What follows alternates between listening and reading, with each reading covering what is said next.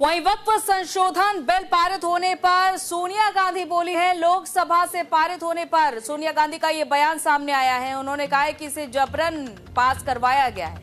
ये संविधान पर खुला हमला है। कांग्रेस संसदीय दल की अध्यक्ष सोनिया गांधी ने लोकसभा में वक्फ संशोधन विधेयक पारित होने पर अपनी पहली प्रतिक्रिया जाहिर की और इसे संविधान पर सीधा हमला बताया है। उन्होंने कहा है कि इसे जबरन पास कराया गया है और ये भी कहा कि संविधान पर इस तरह से ये खुला हमला है।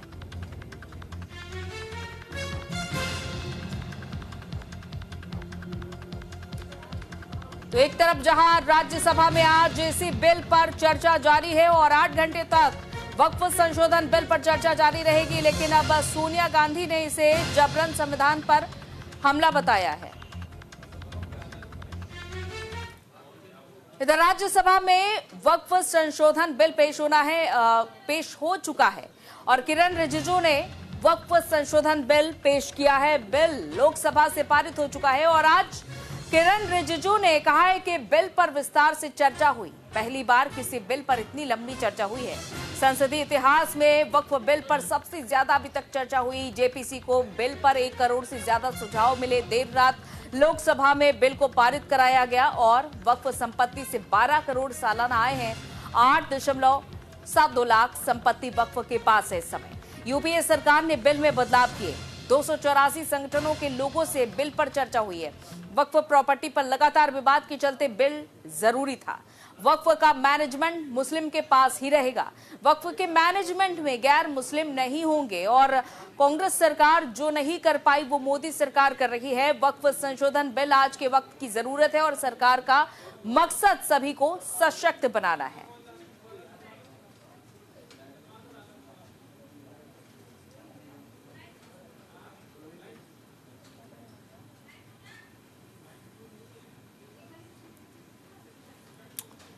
तो आज जहां राज्यसभा में इस बिल को पेश किया गया है और चर्चा अभी भी फिलहाल जारी है, और अगर संख्या बल की हम बात करें, क्योंकि अभी मौजूदा समय में भी पक्ष में जहां 125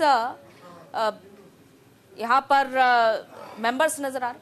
आनंद हमारे संवाददाता इस खबर पर हमारे साथ जुड़ चुके हैं। आनंद, क्योंकि राज्यसभा में अब वक्फ संशोधन बिल पर चर्चा हो रही है, सभी अपना पक्ष रख रहे हैं, लेकिन आज के संख्या बल की अगर हम बात करें, क्योंकि 125 मनोनीत और एनडीए के हैं सांसद और दूसरी तरफ 95 इस बिल के विरोध में, यानी कि एक नंबर इस बिल के पक्ष या विपक्ष में बेहद महत्वपूर्ण है आज राज्यसभा में, क्योंकि ये लोकसभा नहीं है।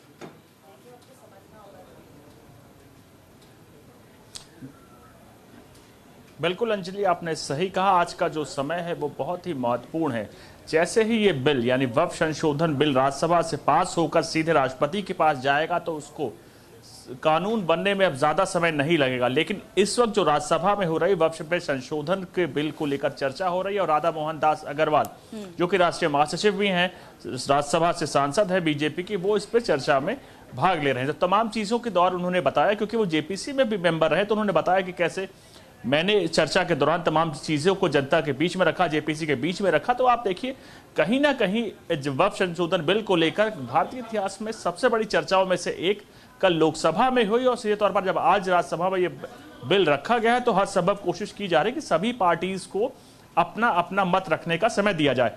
अगर समय की बात की जाए तो बीजेपी के को भी कई वक्ता है उसमें बोलेंगे, जिसमें राधा मोहन दास अग्रवाल है, सुधांशु त्रिवेदी है, ब्रजलाल समेत तमाम अलग अलग जो सांसद है बीजेपी के वो बोलेंगे, और उसके साथ कांग्रेस की अगर बात करें, कांग्रेस से भी कई सांसद इसमें अपना हिस्सा लेंगे। लेकिन आपको नजर, जो आप वोटिंग की बात कर रही थी, वोटिंग बहुत अभी देखने वाली बात होती। क्या जितने सांसद बीजेपी या कहें एनडीए के वो सब देते हैं, या कांग्रेस के भी कोई सांसद या किसी विपक्ष का कोई सांसद बीजेपी के पक्ष में वोट देता है या एनडीए के पक्ष में वोट देता होगा, ये काउंटिंग के बाद क्लियर होगा। लेकिन जो माना जा रहा है बहुमत बीजेपी के पास है, एनडीए के पास है, और यही कारण है कि इस बिल को पास कराने में ज्यादा जद्दोजहद नहीं करनी होगी। लेकिन हर संभव कोशिश की जा रही सत्ता पक्ष की तरफ से कि हर लोगों को, हर समुदाय को, हर पार्टी के व्यक्ति को बोलने का समय दिया जा सके, जिससे सीधे तौर पर उनका पक्ष जाना जा सके। और कहीं ना कहीं आपने देखा कि लोकसभा में जो चर्चा हुई भारत के इतिहास की सबसे बड़ी चर्चाओं में से एक रहा।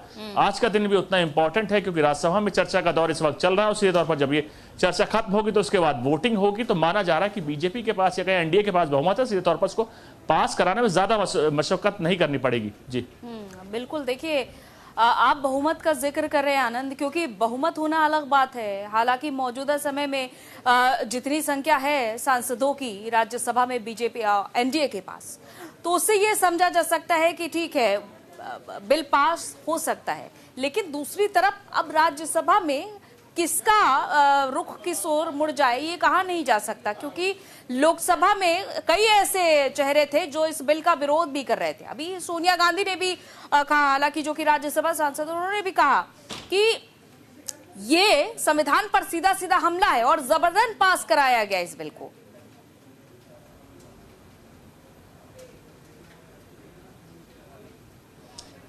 अब इस बयान पर हम क्या बोलें, आप सीधे तौर पर खुद समझ सकते हैं कि सोनिया गांधी का जो बयान है उस बयान को आप राजनीतिक तौर पर देख सकते हैं। सोनिया गांधी ने जो बोला है जबरदस्ती बयान इसको पास कराया गया, तो जो आंकड़े हैं, डेमोक्रेसी है, ये लोकतंत्र है। लोकतंत्र का एक फॉर्मूला है कि जनमत जिसके साथ होता है और वो आंकड़ा जो मैजिक फिगर्स कहा जाता है वो जिसके पास होता है, तो उसके पास अधिकार होता है कि आपको कानून से जुड़ी हुई तमाम कानून इस देश में बना सकते हैं। बीजेपी के पास लोकसभा में वो बहुमत है, एनडीए के पास वो लोकसभा में बहुमत था, जिसके बाद तमाम वोटिंग्स हुई और वोटिंग में विपक्ष हारा है। जो समर्थन में वोट पड़े वो 288 थे, यानी 288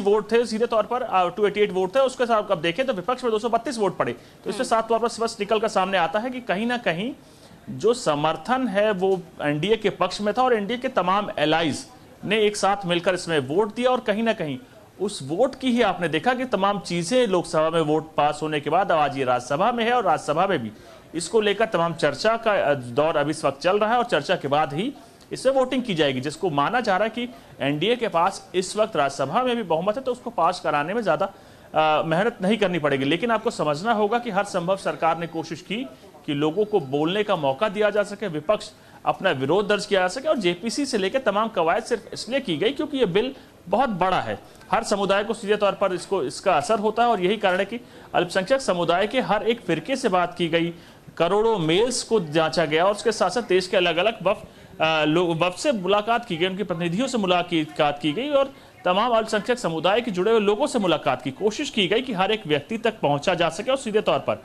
पहुंचने के साथ साथ जो उनकी पीड़ा है उसको ठीक किया जा सके और उसको अमेंडमेंट के थ्रू जो वक्फ संशोधन बिल में रखा जा सके और जो भी अभी तक सामने कुरीतियां सामने निकल कर आ रही थी उसको दूर करके एक नया वक्फ बनाया जा सके जो मुसलमानों के अपलिफ्टमेंट यानी उत्थान के लिए काम करे और सीधे तौर पर उनकी प्रॉपर्टीज पे जो समाज है उसका वेलफेयर हो सके। जी बिल्कुल। और जाहिर है कि जो अभी तक असहाय थे, जो गरीब तबके के लोग थे, न सिर्फ वो लोग बल्कि जिनकी संपत्ति पर दावा कर देता था अभी तक वक्फ बोर्ड, उनके लिए कहीं ना कहीं आसानी होगी, जैसा कि सरकार की ओर से दावा किया जा रहा है इस बिल के जरिए कि इस बिल से आने वाले समय में बहुत ज्यादा बदलाव होंगे।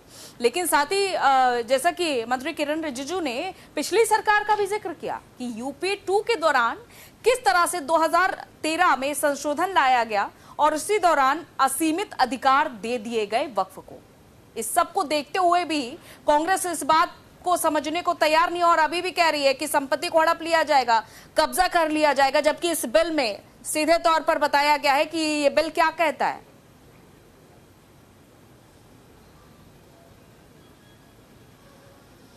बिल्कुल, इस बिल को लाने की कोशिश इसलिए की गई कहीं ना कहीं तमाम जो वक्फ की प्रॉपर्टीज थी उनका जो देख रखाव था, देख रेख थी, वो उतनी कुशलता से नहीं चलती। समाज को जो कुछ दे सकती थी ये चीजें वो नहीं दे पा रही थी। आपने देखा कि खुद केंद्रीय मंत्री किरण रिजिजू ने बताया कि जो इसकी आमदनी थी जितनी होनी चाहिए उससे बहुत कम थी। तो सीधे तौर पर कहीं ना कहीं विपक्ष के कई नेताओं पर या कहीं मुस्लिम समाज के कई नेताओं पर उसको वक्फ की संपत्ति हड़पने तक का आरोप लगाया गया कि उससे